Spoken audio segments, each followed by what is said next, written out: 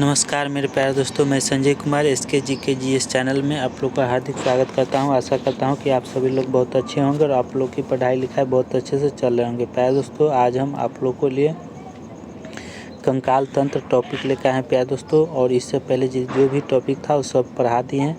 आज का क्लास का कंकाल तंत्र है ना। तो प्यारे दोस्तों, चलिए हम स्टार्ट करते हैं। बाय SK झा सर का क्या है, बुक है साइंस का, बायो हम पढ़ा रहे हैं। बायो जो है प्यारे दोस्तों लगभग जो है चैप्टर ख़त्म है, थोड़ा सा और क्वेश्चन बचा हुआ है चैप्टर, तो आप लोग को ख़त्म कर दिया जाएगा जल्दी ही। तो कल क्लास हम नहीं ले पाए, थोड़ा छठ पूजा के लेकर, और आज भी जो है सुबह का जो है छठ पूजा और का जो है छठ पूजा है। तो प्यारे दोस्तों तभी भी हमको लेना पड़ता है ताकि एग्ज़ाम नज़दीक में है, इसलिए ले रहे हैं। तो प्यारे दोस्तों आप लोग तैयार हो जाए क्लास करने के लिए। तो चलते हैं, स्टार्ट करते हैं। प्यारे दोस्तों आप लोग खूब धूमधाम से छठ पूजा मनाए होंगे, तो आप लोग को छठ पूजा की हार्दिक शुभकामनाएं प्यारे दोस्तों। और चलिए आज क्लास करते हैं, स्टार्ट करते हैं प्यारे दोस्तों। तो इस क्वेश्चन को हम जूम कर लेते हैं प्यारे दोस्तों। इससे पहले जो क्वेश्चन हम कराए थे ऑब्जेक्टिव, उसमें कुछ क्वेश्चन छूट गया था, 2-3 क्वेश्चन, तो उसको थोड़ा हम देख लेते हैं, उसके बाद हम स्टार्ट करते हैं, है ना। 2-3 क्वेश्चन छूट गया था, लेकिन हम स्टार्ट करते हैं 56 नंबर क्वेश्चन से हम स्टार्ट थोड़ा हम दोहरा देते हैं ताकि आप लोग को दिक्कत ना हो। 3-4 क्वेश्चन छूटा था। तो प्यारे दोस्तों स्टार्ट करने से पहले आपको कहना चाहते हैं कि अगर आप लोग इस चैनल पर नए हैं और अभी तक इस चैनल को सब्सक्राइब नहीं किए हैं, तो प्लीज़ दोस्तों इस चैनल को सब्सक्राइब कर लीजिए और बेल आइकन घंटी को दबा के ऑल कर लीजिए, ताकि सबसे पहले आप ही के पास वीडियो पहुंच सके जैसा ही हम अपलोड करेंगे। तो प्यारे दोस्तों सबसे पहले आप ही को प्राप्त हो और आप इसका लाभ ले सके, इसीलिए प्यारे दोस्तों आप इस चैनल को सब्सक्राइब और करके बेल आइकन घंटी को दबा के ऑल कर लीजिए, और इस वीडियो को लाइक और शेयर कर दीजिए प्यारे दोस्तों। तो प्यारे दोस्तों ज़रूर से ज़रूर लाइक और शेयर कीजिएगा। देखते हैं आज कितने बच्चे इस वीडियो को लाइक और शेयर करते हैं। चलते हैं, स्टार्ट करते हैं। निम्नलिखित में से कौन सा पदार्थ वृक्क द्वारा पुनः अवशोषित नहीं किया जाता है।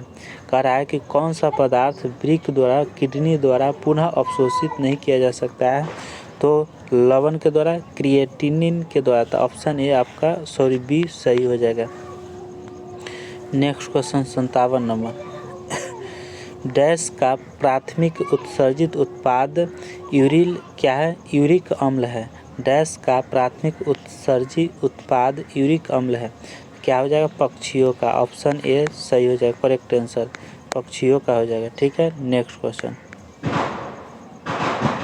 नेक्स्ट क्वेश्चन है, देख रहा है कि अभी भी जो है फटाके का, आलू बम का आवाज़ आ रहा होगा, साउंड जा रहा होगा, इससे आप लोग घबराइएगा नहीं, ताकि आज जो है छठ का सुबह का है ना, सुबह अर्घ जो पड़ता है सूर्य भगवान का, उसी का है आज जो है सुबह का हम क्लास ले रहे हैं। तो प्यारे दोस्तों इसमें थोड़ा साउंड आ रहा होगा, फटाका छोड़ रहा है सभी लोग, मजबूरी है हमको लेने के लिए क्लास, ताकि जो है नज़दीक एग्ज़ाम ALP है ना, NTPC सब जो है रेलवे का नज़दीक एग्ज़ाम आ चुका है। तो प्यारे दोस्तों तो इसीलिए आप लोग क्लास छोड़ना नहीं चाहते हैं, लेना जो है रेगुलर लेना चाहते हैं। एक क्लास छूट गया है, इससे अब घबराइएगा नहीं, उसको भी हम पूर्ति कर देंगे। ठीक है, तो फटाका अगल बगल फूट रहा है, उससे आप लोग घबराइए नहीं, आप डायरेक्ट क्लास पर कंटेंट पर ध्यान दीजिए। ठीक है, साउंड पर इधर उधर का नहीं ध्यान दीजिए।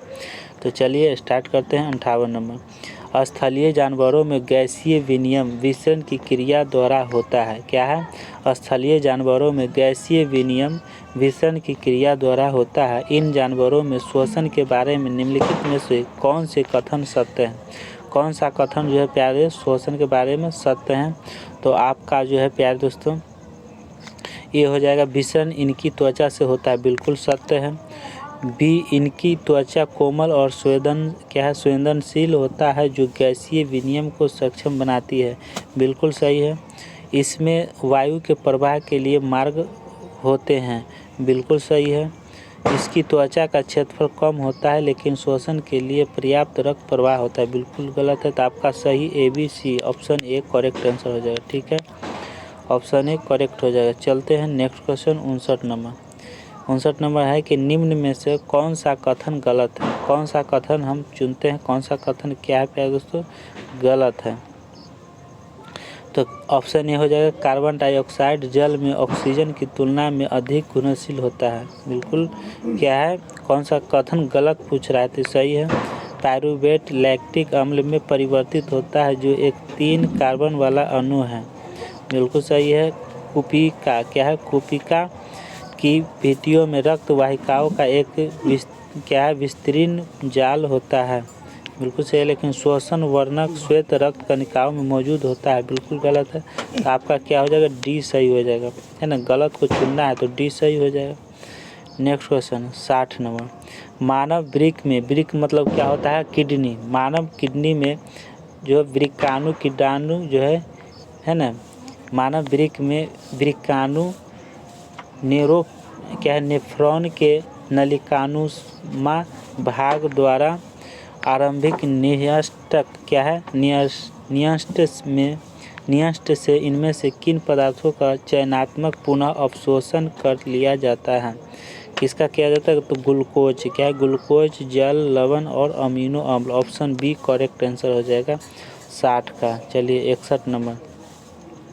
मानव शरीर में पाई जाने वाली निम्नलिखित में से कौन सी ग्रंथि एक अंतःस्रावी ग्रंथि नहीं है। अंतःस्रावी ग्रंथि नहीं है, पीयूष ग्रंथि, लार ग्रंथि। बिल्कुल सही है, लार ग्रंथि जो है एक अंतःस्रावी ग्रंथि नहीं है। तो आपका सही जवाब बी हो जाएगा। चलिए 62 नंबर देखते हैं। निम्न में से क्या जलीय जीवों के उत्सर्जित उत्पाद है। जलीय जीवों की उत्सर्जित उत्पाद है। यूरिया नहीं, क्रिएटिनिन नहीं, अमोनिया। बिल्कुल सही है, ऑप्शन सी हो जाएगा। जलीय जीवों का उत्सर्जित उत्पाद है कौन, अमोनिया, है ना। Option C correct answer. 63 number question. क्या सामान्यतः एक स्वस्थ वयस्क के वृक्कों में आरंभिक निस्यंद लगभग 180 लीटर प्रतिदिन होता है, हालांकि वास्तव में उत्सर्जित मात्रा केवल डैश होती है। क्या होती है, केवल डैश होती है, मतलब 3 लीटर या 3.5 लीटर प्रतिदिन नहीं, 2 लीटर या 3 लीटर प्रतिदिन नहीं, 2 लीटर या 3.5 लीटर प्रतिदिन नहीं, 1 लीटर या 2 लीटर। बिल्कुल सही है, डी करेक्ट आंसर हो जाएगा। तो ऑब्जेक्टिव क्वेश्चन समाप्त हो गया है प्यारे दोस्तों। चलते हैं सब्जेक्टिव क्वेश्चन पे। आप लोगों को बने रहिए क्लास में। बने रहने के लिए धन्यवाद प्यारे दोस्तों। तो आप लोग को प्यारे दोस्तों बने रहिए और आप लोग इस क्लास का लाभ ले सकें। प्यारे दोस्तों एक एक क्वेश्चन आप लोग को कराएंगे, वो भी बहुत अच्छे से बेहतरीन से कराएंगे, ठीक है। आप लोग बने रहिए। देखिए कितना सब्जेक्टिव आप लोग को दिखा देते हैं, उसके बाद ताकि आपको समझ में आ जाए कितना सब्जेक्टिव है, ठीक है। देखिए उसके बाद यहाँ से क्या है, ऑब्जेक्टिव है। समझ में आ गया। 1 पेज और सब्जेक्टिव कितना है, 2 पेज, 3 पेज है। तो कोशिश करेंगे कि आज सब्जेक्टिव ख़त्म कर दें। तो आप लोग बने रहिए, प्रयास करेंगे आप लोग केवल क्लास में, है ना। शुरू से अंत तक जरूर देखिएगा वीडियो को। चलिए इस क्वेश्चन को हम थोड़ा अति करते हैं, जूम करते हैं। चलिए पहला क्वेश्चन यहाँ से स्टार्ट कर रहे हैं।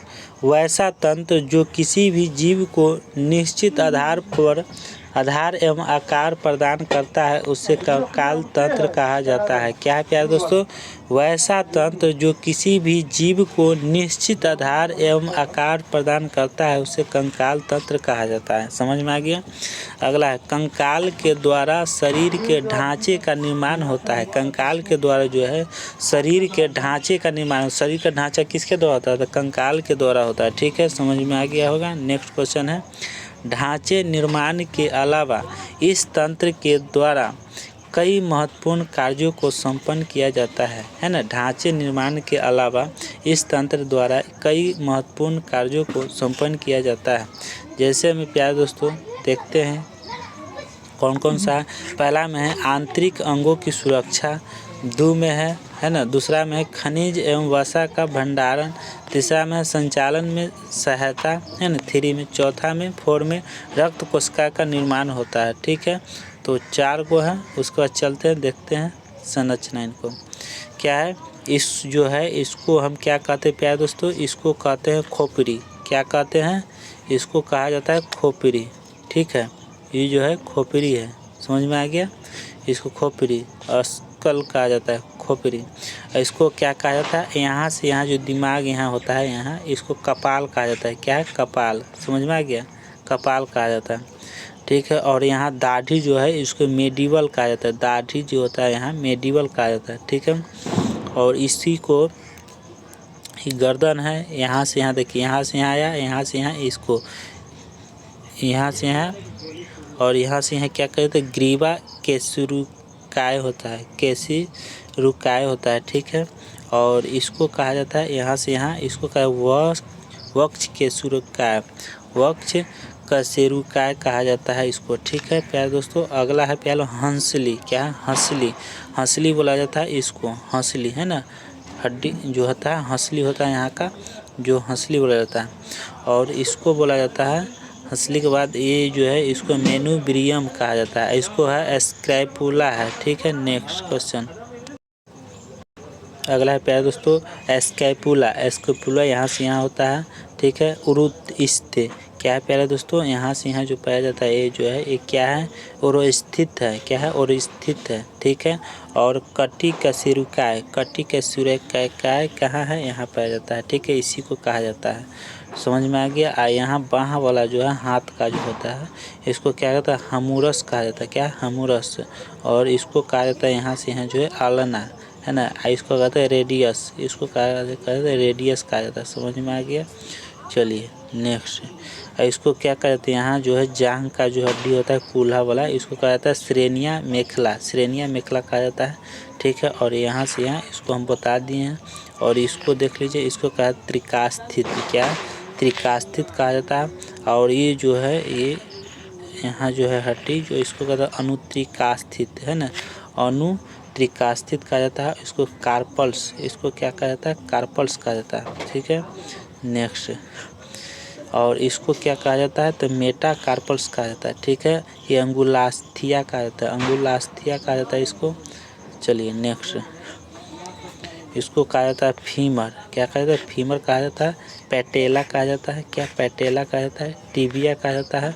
और फिबुला कहा जाता है, क्या, फिबुला कहा जाता है इसको, ठीक है। नेक्स्ट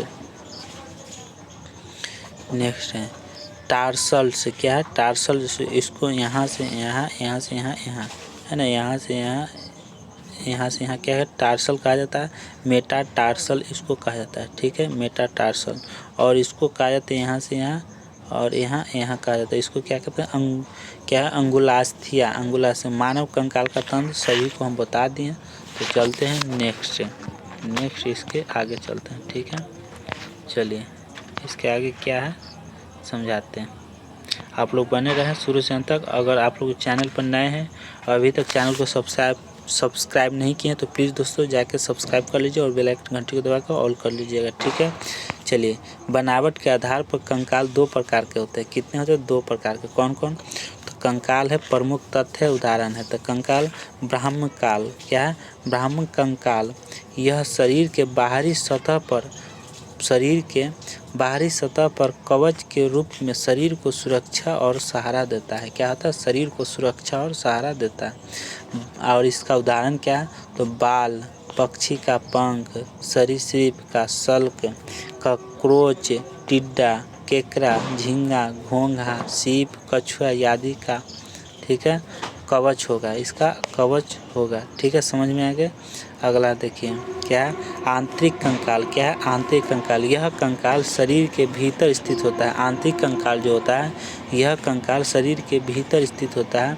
यह शरीर के आंतरिक अंगों को सुरक्षा प्रदान करता है, क्या करता है, शरीर के आंतरिक अंगों को सुरक्षा प्रदान करता है।